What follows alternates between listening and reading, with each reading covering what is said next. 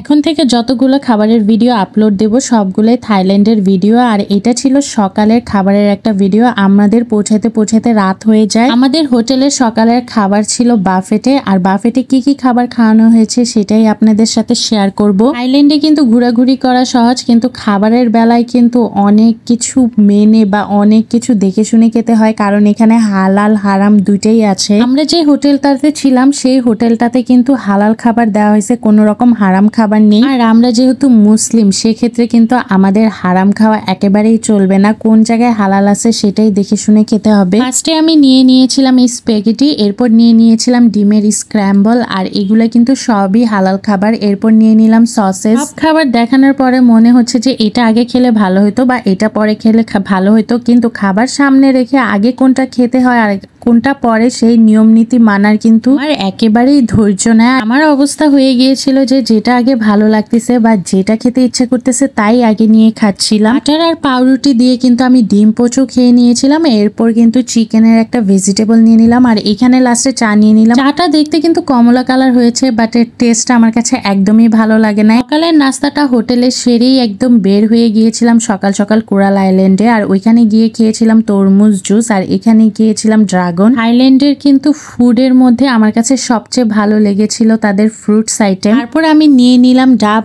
আর এখানে সমুদ্রের পাড়ে বসে ফল আইটেম বা ডাব খেতে কিন্তু বেশ মজা লাগতেছিল। আজকে এই পর্যন্ত। আর এরকম খাবারের ভিডিও দেখতে হলে অবশ্যই আমার চ্যানেলকে সাবস্ক্রাইব করবেন, তাহলে এরপর থেকে কি কি খাবার খেলাম সেটাই আপনাদের সাথে শেয়ার করব। Bye bye.